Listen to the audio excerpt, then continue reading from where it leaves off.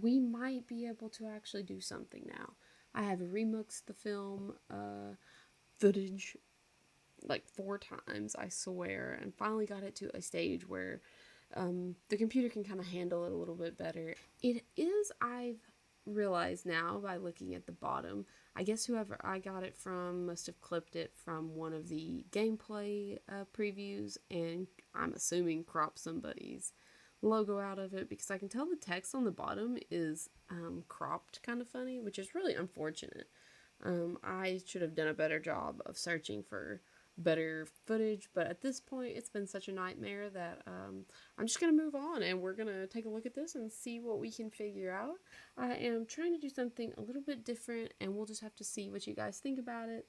It should be easier for me to make the video than it normally is, but it may be less enjoyable to watch, so who knows, you guys will have to tell me what you think. We're going to watch it in QuickTime while I kind of record it with what I would kind of call a streamer setup. It is being filmed through OBS, and that kind of just allows me to talk and record and not use Premiere Pro as much. Which, let me know what you think about the format.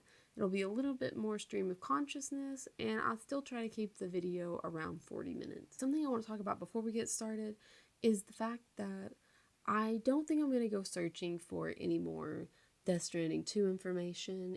If you came to my channel for the like gameplay preview stuff, I am gonna post this, and maybe if something else comes out I'll post something, but I'm not gonna go out and look anymore, mostly because I don't want to ruin or burn out on Death Stranding 2 before it even releases. I was in a Reddit Discord yesterday, and some of the fans were just treating each other really poorly, and it just reminded me why I kind of started this YouTube anyway, was to get away from that and to have like a community where we actually really like Death Stranding and everyone's nice and not a jerk.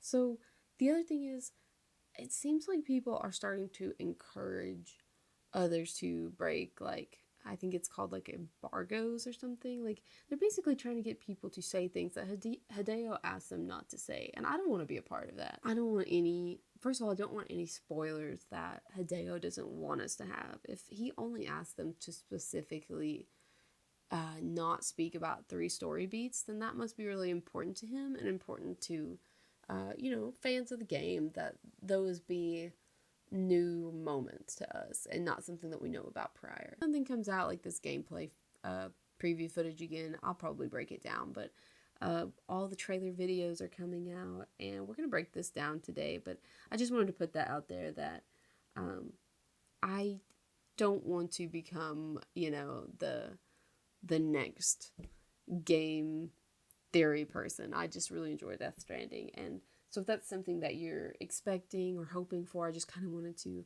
let those hopes down softly.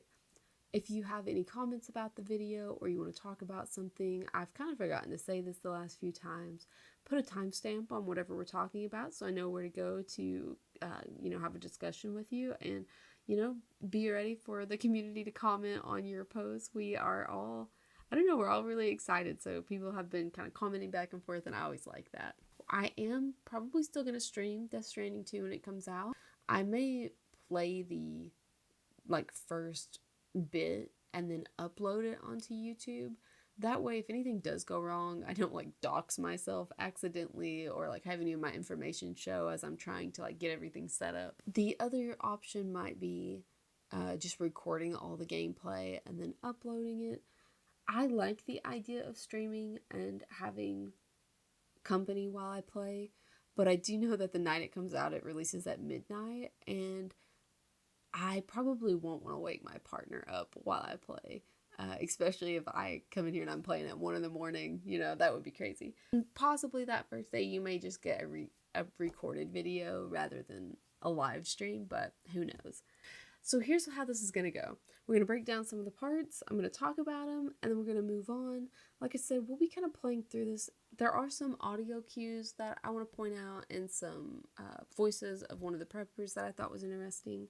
But the first thing I want to point out is the menu down. I'm going to zoom in It is a little wonky, but bear with me. We'll try to get the best view that we can. So we have this menu, and I've been able to kind of figure out just from watching the video a couple times that we have what I would assume is a cargo menu for the top or the up arrow on the D-pad. I believe that's going to correlate with what people were saying about you can now easily auto arrange your cargo just by going to the D-pad.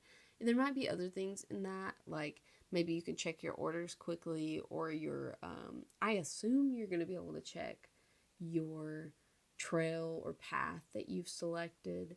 So maybe you could do it from that menu. We have a strand and a gun menu. We can, assume that grenades, guns, all that good stuff will be under that menu again.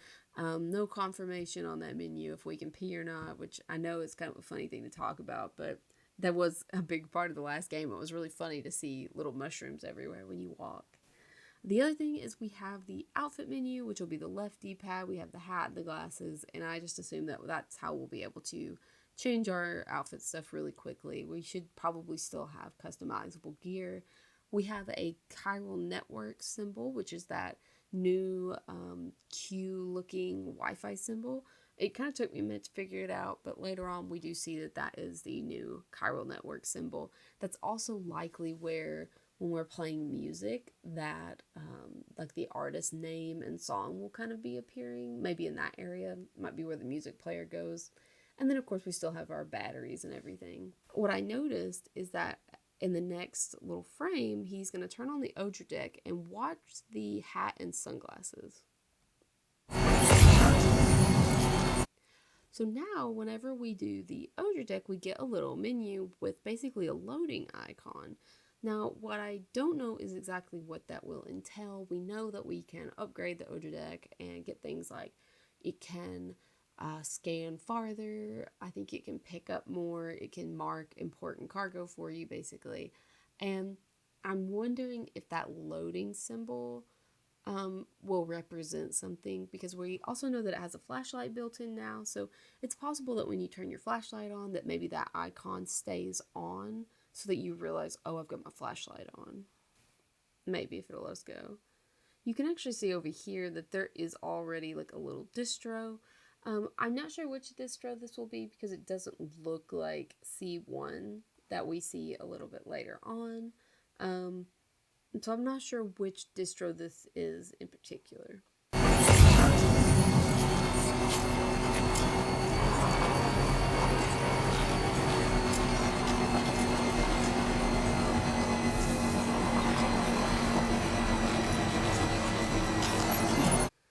Okay, so he's able to grab cargo as we drive by now. That is the one thing that I wanted in Death Stranding 1. I'm so glad they've added that in. I also want you to look over here at the kind of like area.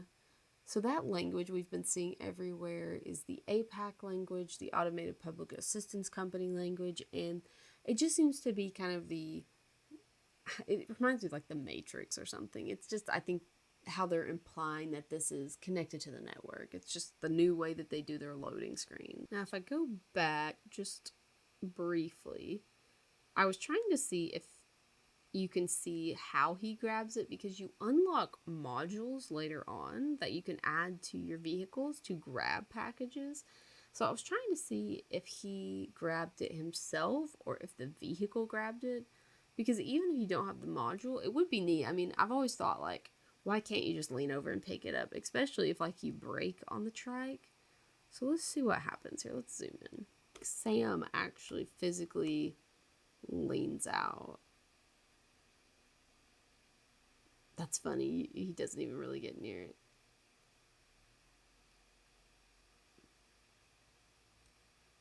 Yeah, so he grabs it. He either grabs it by the hand or he has something on his hand that grabs it like from afar, like a sticky thing. That's fun. I love that. I hope we can do that with like the chiral crystals as well. We do get the like symbol that pops up, and it kind of tells us who this is from. It says you picked up Benjamin Riviera's lost cargo, 1 like received, which I don't think is a lot of likes. Now, Benjamin Riviera, we don't know exactly where he's at because the person that we do get to see in the chirogram in a minute is actually Norberto Puente. They actually mean things. So, Riviera just basically means on the coast, and Puente just means bridges, which that one really cracks me up because Norberto Puente is just basically like sand bridges. I mean, it's kind of just like a basic name. Now, again, we get that kind of interesting menu. So it looks like we still have kind of that little robotic language down here. And then we're fixing to get a really nice look at the bike. So the bike looks awesome. And this appears to be the same bike that we see in the Tron sequence. This appears to be that same one. But that one obviously had defensive gear on it and kind of had armor around it. We can tell he doesn't have Dahlman yet, or it doesn't appear that he has Dahlman. We're still in that first area. It looks like we are almost to the South Distribution Center. And we have a bandit. It's labeled Grunt. It looks like we're using our camera function. You can see over on the left side that it has hide menu, jump to marker, and it looks like you can target them kind of just with your regular old camera.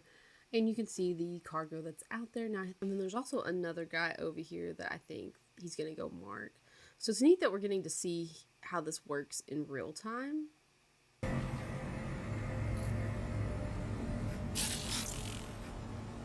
it shows like that guy has a climbing anchor that he's carrying.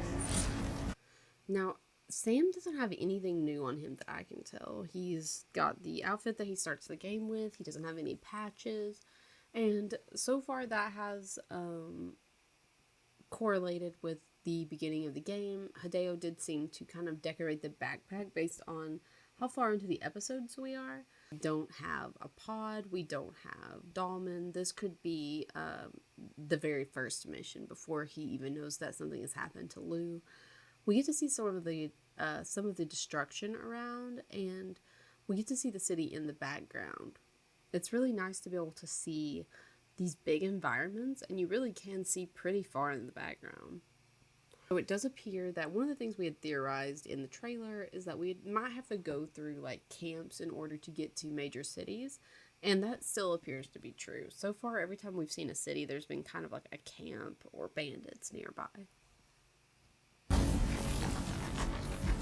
Something I'll say is that this ammo pouch thing, I didn't unlock that in Death Stranding 1 until like episode 6. I think I'd recently just got the ammo thing.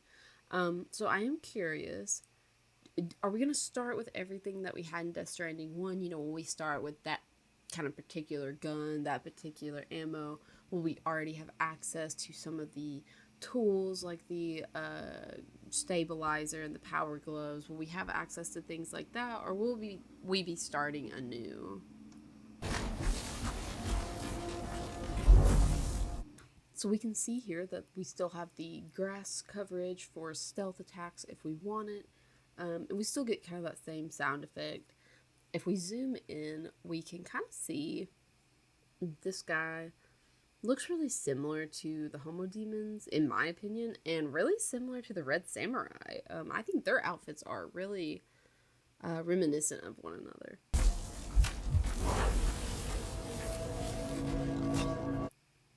I like this. So this is our new Strand attack.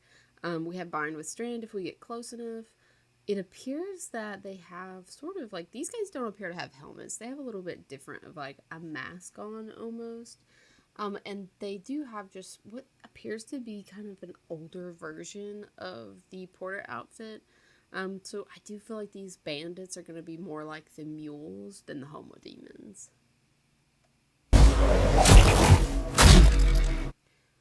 And can I just say, it looks like he breaks his neck, but he just is doing the strand on his arm, so I don't know, maybe he elbows him in the head. You can kind of see that they blend in with the background, so they might be kind of difficult to spot if you're not paying attention. There's nothing that Sam's wearing or any indicators of anything that we haven't seen already. He wraps him up. You can see the strand here around his arms, and something I wanted to point out is that this guy's elbow has the same sort of stuff that we've seen on Fragile's leather outfit, that we've seen on Red Samurai, that we see on the bottom of Higgs's gloves. I think that's going to be just a design element and less of a meaningful thing. But we do know that Fragile's outfit can sense chiralium through those spikes, so it could be something similar, but I can't see why they would have it on their elbows. I think it's just, a design thing.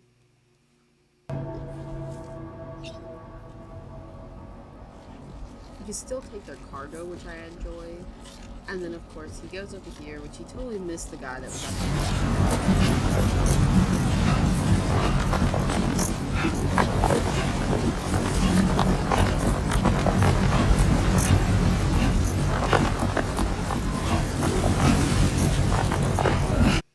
So if you pay attention to the bottom left-hand corner, the only thing that we can really make out that we couldn't make out, in the trailer is kind of the UI.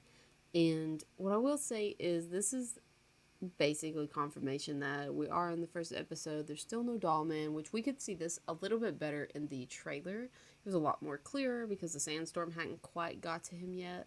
And even at that point, we were discussing whether or not he had doll man. But down here, you'll notice that the chiral network goes, it blinks in and out like this. So we are definitely not connected in this area.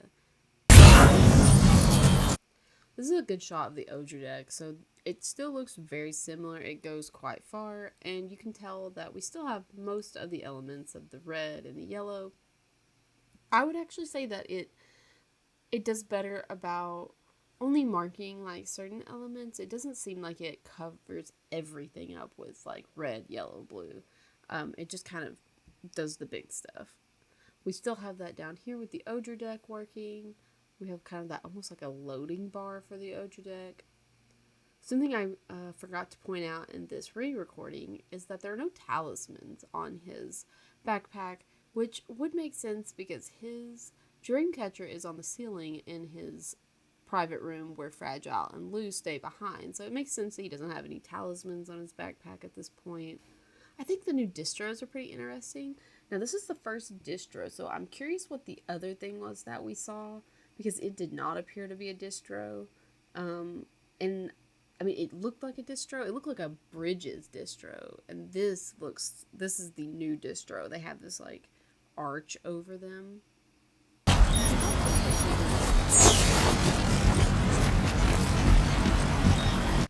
It also appears that we're going to have some sort of protection against sand, because you can hear that hood come off when he gets out of the sand.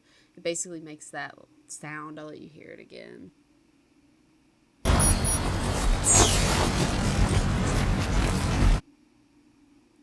So I really think that the sand is going to be just like any other form of weather. As long as you have a hood and you have on your boots and they're not, completely damaged, I don't think you're going to have a lot of issues. But I do think you might still take cargo damage just like you would in Timefall, but I'm not totally clear on how that will work yet. So in the next shot, we go straight to this distro, but I did want to point out you can see a semi over here. If we zoom in, some like older semi over here, and then I noticed that we have the plate gates up here. So I would assume this is probably the very first plate gate we're going to actually use. Now, it took me a little bit to figure out what this said, because my Spanish isn't that great. I have working Spanish. I teach kids how to speak English. We have a lot of Guatemalan students, but my Spanish is not very good conversationally, or it's more, I don't know, it's more academic. And so I was kind of like, I couldn't remember what these words meant. I did not know what nudo meant.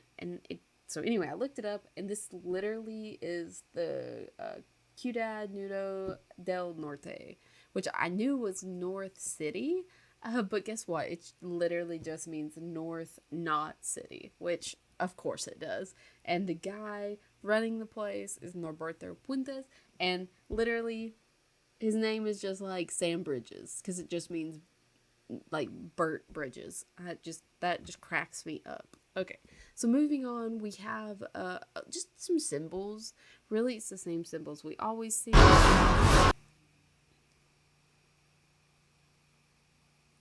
So we of course see the APAC logo and everything, but we can still see that there's some different symbols. It looks like maybe a music symbol right there. But I'm not totally sure what these symbols stand for yet, just because I can't see them as clearly as I'd like to. But if you look over here, where it kind of gives you some information, we know that this is City 1, or not 1, which is, we had K1, K2, K3, so now we're going to have C1, C2, C3. The other thing that we have is just a little bit different wording: deliverable, reportable orders. I'm not sure what reportable means in this context. Does it just mean that we are reporting back about something? Are we going to have to return? I mean, we have deliverable and returnable items, but I don't really understand what reportable means. So if we look at these symbols over here, I thought this was of interest because that, to me, looks just like Higgs's symbols on his armor, which of course we know this is APAC. So I'm assuming this is an APAC symbol, which leads me to believe that he probably just got his armor printed through them, or that he's using their equipment and materials to create his stuff.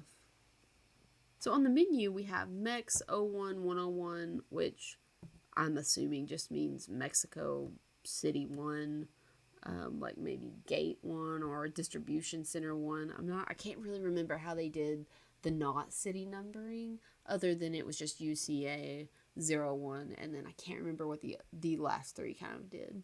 So we have take on orders, deliver and report, facility storage, facility conversation log, and facility features.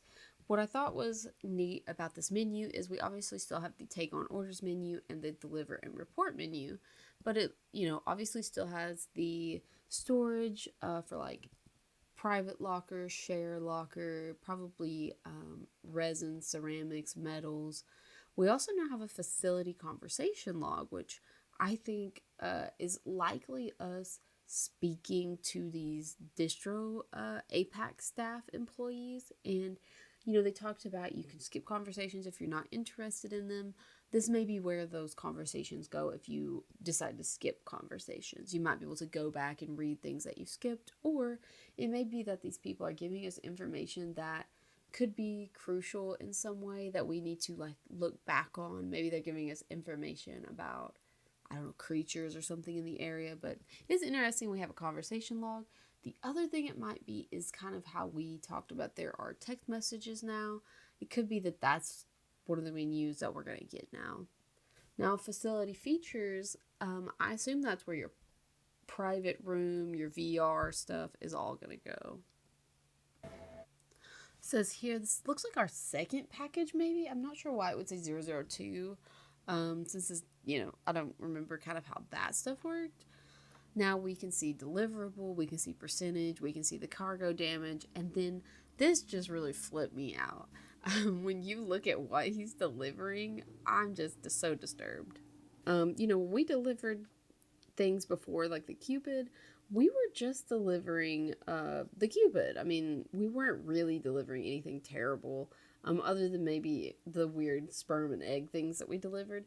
We look like we are now delivering umbilical cords. I'm disturbed. I'm afraid. I don't understand. Why are we doing this? It seems like we are going the wrong way as a UCA, whatever. So yeah, just so you know, we are literally bringing someone's umbilical cord here. You're here to bring us onto the Chiral network, right? Ah, that's a relief. We'll be able to dispose of corpses properly once you've got us online. Okay, so first off, this guy really reminds me of the Dead Man voice actors' cadence and accent. So it would be fun to know if it's the same voice actor. They sound super familiar.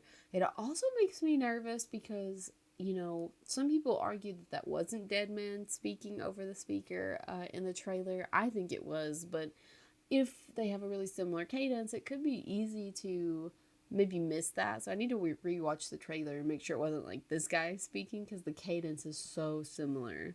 They also have a cufflink, which Brings me back to where we were talking about in one of the theory videos. Why do they have cufflinks? Because Mama created the bridge's cufflinks, but this makes sense now because we know that these are literally just more not cities in a different language. So it makes sense that they would have the bridge's tech. That'll be one less thing for our residents to worry about. Anyway, I believe you have some cargo for me, yes?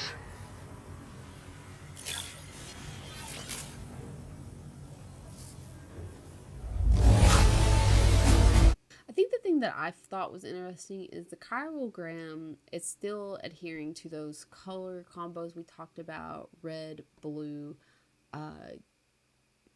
yellow, and you can see it kind of flashing through, which are also like the RGB cables. They're really similar. So it kind of is still going back to like Ethernet and tethering and VGA and all that good stuff.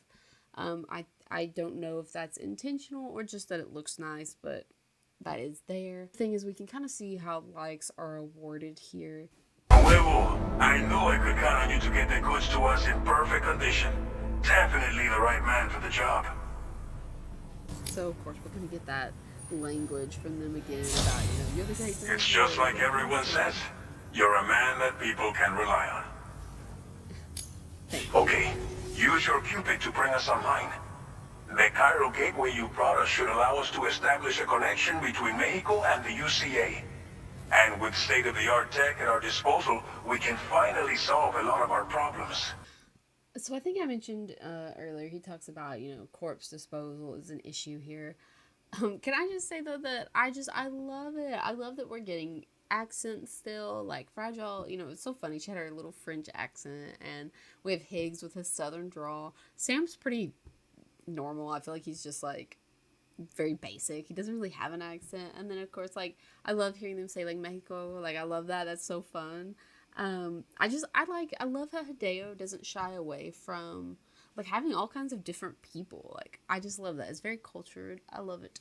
All right, let's look at Sam. He is beautiful, and then we get a really good look at the Cupid.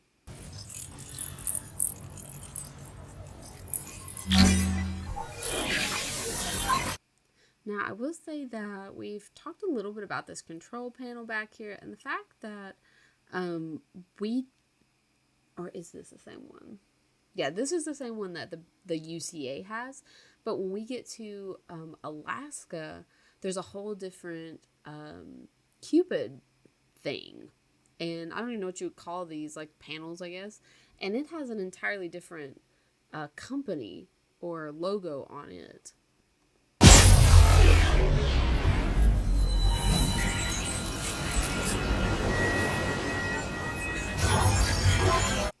I want you to pay attention to the APAS logo. So the drawbridge, at first I didn't notice this because I was looking at the little symbols and I was thinking like, oh, that must be APAS. And I think it does represent that. But this is obviously a brainstem, an AI, something along those lines. And what I thought was interesting is in the next few clips, you get drawbridge opening up over it, which really gives you like the imagery of a VR system. And so instead of all the womb imagery that I was thinking of and like pregnancy and stuff, this to me now is like, I think it's supposed to represent VR or literally like a neural uplink into the system. Like your brain is literally bridging the gap. Okay, so let's get back into this. You guys don't know it, but I just took a huge break, like 6 hours, because there was a lawnmower from heck outside. So back to this. One of the things that I noticed that I thought was the most interesting was kind of the way that these strands are. If you notice, they almost have little things on the end that kind of remind me of like USB ports. I think they're supposed to resemble the little coffins, but I mean, I just get the idea of little USB cables, Ethernet cables. We talked about how the Magellan really looks like it has a ton of Ethernet cables up and down the ship. And I think that's really like the imagery they're trying to give off here.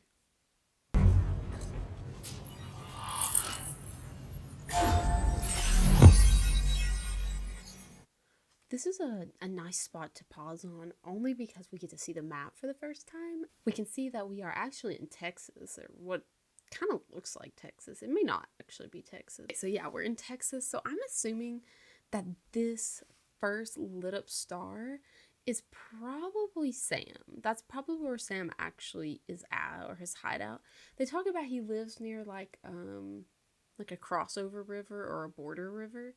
Um, I would say if that's not his hideout, um, nah, I think that's his hideout. So this is assuming that Mexico kind of retook Texas. I would assume from like the language, the fact that it is in Spanish and not in English. So good for them, I guess. So they've retaken Texas, it appears. We have also like kind of the New Mexico area over here. And I'm assuming that's the next one that we'll go to. And then it looks like we have another one down here. And I'm assuming this is Dead Man. Like, this is kind of the final portion of that episode where we're trying to hook him up. And so Benjamin Riviera has to probably be one of these two. Um, Unless maybe he's like the first knot we saw. That's a possibility. Because I'm trying to remember back in Death Stranding 1, we could see people's cargo before we ever unlocked their stuff, so that may be what's really happening there. I think I'm gonna cut it here. I didn't realize how much footage I had of talking and yapping and all that good stuff. We still have at least 30 to 40 minutes, and I'm not even through the full trailer. So I'll go ahead and post this video out. I'll get to the next one when I get time to edit the rest of the footage. Let me know what you thought about this. There's going to be at least maybe 1 to 2 more videos in this style. If you absolutely hate it, we won't do it again, but if you liked it, just let me know. It is a little bit easier to film, but I did realize that the audio drowned out the mic sometimes, so I'm sure that's a stream setup I have to fix, but otherwise, I'm excited. I think we found out a lot just from like this tiny clip. I'll see you in the next video. Leave comments, like, subscribe, and woohoo! Death Stranding 2, let's go!